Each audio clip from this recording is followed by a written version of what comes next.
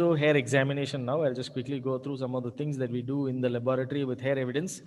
I've still not covered gender determination using hair. I will certainly cover it. Okay. Post that, I'll move into unit 2. Okay. We'll just stop with hair examination today and what are the things we do with when we are dealing with hair. That's what we're going to try to cover. So hair, it's not only microscopic study, it's also macroscopic examination. During macroscopic examination itself, you get a lot of information from hair. And those informations itself could give you a comparative feature between two different hairs. So macroscopy is the first step that we do. We try to look for things like color, length, width, presence or absence of base, how the tip is seen, what is the thickness of hair, we've already covered it. Okay, things like that. We try to take some of these things when we are doing a macroscopic study. We can use a simple magnifying glass. We can study some of these features. For width, we will use a spherometer, just like we used for measuring the thickness of glass. Next, we'll go for microscopic study. We'll use a compound microscope or a stereo microscope. While doing this, we will do a temporary mount or a permanent mount, or we'll do a scale casting mount, okay, or a cross section mount, or multiple different things that can be done when you're talking about microscopy. So we can, like I said, using a microscope, we can go for a temporary mount. Say a temporary mount is taking one piece of hair, putting it on the glass slide, using a cellophane tape to fix it on the glass slide, reading the hair, removing the cellophane tape, using another hair on the same microscopic slide. That is a temporary mount. You can do a permanent mount, keeping the hair using a cover slip and a mounting medium, something like DPX, which will stick your cover slip and your microscopic glass slide and make a permanent mount of your hair. Next, we'll talk about scale casting and cross sectioning and all that, how we go about with microscopy. Temporary mount, like I said, we will take hair sample, place it under a cover slip or a cellophane tape mount, and we'll look for certain things. How is the hair appearing? Is the medulla thick enough to be called an animal hair or thin enough to be called a human hair? What is the length of hair? Is it too long under the microscope? Is the tip bifurcated, not bifurcated? How is the color under the microscope? Is there any dye treatment that the hair has undergone? Is the root present or absent? How is the cortex? Is there cortical fusi? Is there cortical granules? What are seen in the hair? We try to look for in a temporary mount. And permanent mount, sorry, somehow I missed that slide. So permanent mount is the same thing, other than instead of using a cover slip or a cellophane tape, we use a cover slip and DPX to mount the hair permanently on the slide. So it's permanently fixed on the slide and we can use it to demonstrate multiple times. To understand the scale present on hair, like I said, we need to use contrast to do that. So we usually use nail polish. It can be colored nail polish also, but then colorless clear nail polish is better. Or we can also use a jelly-like substance which usually solidifies, like your cellulose acetate. Cellulose acetate can be dissolved in acetone. So cellulose acetate looks like, transparency sheets, OHP sheets that you've seen. So it looks like that. They come in sheets, glassy sheets. You can cut the cellulose acetate sheets and put it into acetone. It will dissolve in a minute. You don't even need to stir it. It will dissolve very quickly. Once it's dissolved, it forms a pasty consistency, just like your nail polish now. You apply it on your glass slide, it will thicken, just like nail polish. If you place it on a glass slide and expose it to air, it will thicken. Similarly, cellulose acetate and DPX also, which I was talking about for mounting the permanent slide, DPX also can be used. In fact, we use DPX only for the previous class, practical class. So we can use one of this, nail polish clear or cellulose acetate or DPX. Allow it to solidify for a little, but don't allow it to solidify completely. When it's hard enough, we use the hair Hair must be clean. It should not be, wet or having a lot of contamination. We press that hair on this thickening paste of nail polish or cellulose acetate. We can use our hands or our forceps or whatever, but we should ensure that fingerprints are not placed. So it's better to hold the hair in the two ends, and we need to press the hair on the gel that is there. It should not submerge. Instead, it should only form an impression. The gel should be in that consistency. So we keep trying now and then until we get the correct impression. Once we get the correct impression, we remove the hair and we study the impression under the microscope. There's another way which is mentioned in this slide. So you can use two glass slides. One glass slide has the nail polish or the cellulose acetate, which is slowly solidifying. Place the hair in the middle and press with another clean slide. So you're pressing the hair onto it. Allow the hair and the cellulose acetate and whatever to dry for close to 5 minutes. Once it's dry, remove the top glass slide. Using a forceps, lift out the hair. Now the impression is left behind. You can study that also, but this doesn't give you as good results as what I mentioned earlier, holding two ends of the hair and making an impression. Okay, so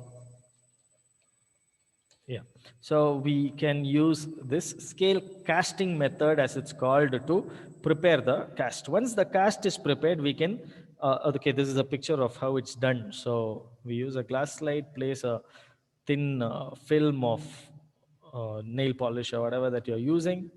Then we use the hair to press over the layer, form an impression. That impression we study under the microscope, and we are able to see something like this. Okay, so this is a picture of how the scales look under the microscope. This is the intricate pattern of human hair. Some of your students, some of your classmates were able to perform this experiment and successfully could see the scales also. It's a little difficult experiment to do. You don't get it in the first shot itself. A little bit of practice and you get it. But some of them got excellent results. Okay, so you can see the scales. There's one more method which is a little instrumental, or not instrumental, little sophisticated. It's called the Polaroid coater method. So basically what happens, we place a hair on a clean glass slide. Tips only, you paste it using cellophane tape, only the tips, so the hair strand is exposed. Now using a Polaroid film coater. So this Polaroid film coater is something like a cellophane tape only. We, kind of rub that tape over the hair twice or thrice. The hair and the slide will get wet because of the Polaroid that is falling out of the tape.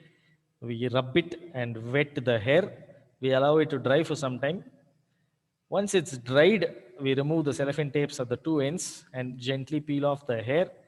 Now this Polaroid that has coated the glass slide has coated the entire glass slide, but not for the place where the hair was there. So now when we look at it under the microscope, we can see nice pictures. So I don't know whether I have a picture. Yeah. So you, under a Polaroid film coater, you get even better, greater detail of the hair scales because of the fine granules of Polaroid which fill up all the air spaces, and the contrast is much better when you're using a Polaroid coater. Okay, little sophisticated. Some labs have it, most of the labs don't. Simple nail polish or cellulose method works. Okay, so I had mentioned permanent mount also. So permanent mount, we take a piece of hair, we can add 1 drop of xylene. It's not important, but we could add 1 drop of xylene and 1 drop of permanent mounting medium. Permanent mounting medium is DPX. So DPX is a transparent liquid which has the same refractive index of glass, and it has the nature of being liquid, but when exposed to air it slowly solidifies and forms a layer of glassy layer. Therefore you can place DPX over the hair and place a cover slip over it. Slowly it hardens, it forms a glassy layer and sticks the cover slip on the glass slide, and it becomes a permanent mount. You can have it forever. It protects the hair also. Okay, so you can have a permanent mount also. So we usually do these different things: temporary mount, um, permanent mount, scale casting, and cross sectioning. We've spoken about cross sectioning in our electron microscopy classes for transmission electron microscopy. We use a microtome. Similar technique we use here also, we'll be talking about in practical. Possibly, if possible, I'll also demonstrate it. So we use paraffin wax. We place our hair in a mold, a metal mold. Then we pour liquid paraffin wax, that is melted paraffin wax, a little hot. We'll pour it in. We'll allow it to be in room temperature. The wax will slowly solidify and form a candly substance. Now we empty the mold, remove the mold, the paraffin wax block from the mold. It has the hair in it. We place it in a freezer to harden the wax. Once it's hardened, we place it in a microtome and we cut it using a microtome knife. It's slowly, using the crank wheel, we slowly cut layers of cross sections of the hair along with the paraffin wax block. So paraffin wax keeps sticking with each other, so we get a ribbon section of multiple cross sections. This ribbon section is made to float in water. We load it on a glass slide. We add some xylene to it, so xylene melts the wax away, or we can just show it over a flame. Flame also melts the wax away, removes the wax. Now you have only hair cross section sticking onto your glass slide.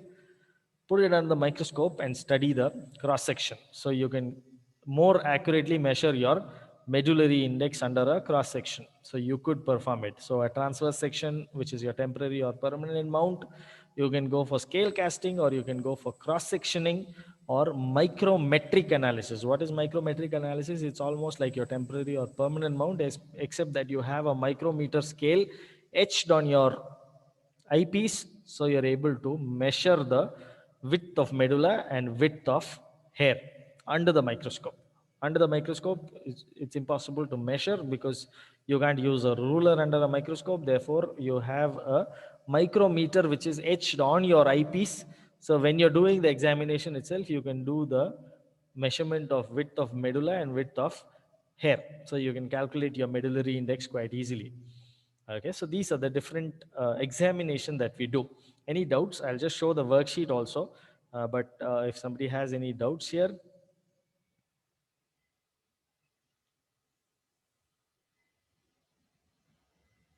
Okay, so I'll just stop and I'll just quickly try to show you the worksheet if possible, but I really don't know if I have it ready with me.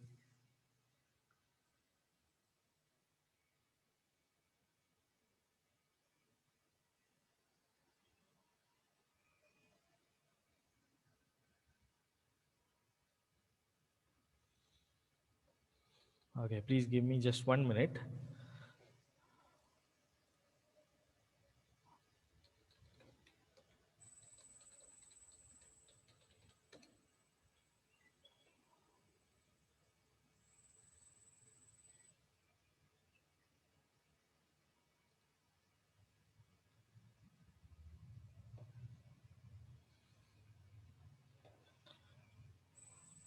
Okay, so what we do, this is the kind of worksheet that we have. Okay, so this was shared with students who already did their practicals, so they'll know. So macroscopically, we try to fill up these parameters for each evidence, each hair evidence, so we can compare it later. We write down the color of hair. It can be black, brown, gray, white, whatever you see, write it. Length of the hair, you can use a measuring scale to measure it. Diameter, you can use a screw gauge or a spherometer to measure it. Tip, we look for bifurcation, we look for whether it's pointed, non-pointed, how is it, we write down. Base, is root present or absent? How is the base? Is it cut? If it's cut, is it cut with a sharp weapon or is it cut bluntly?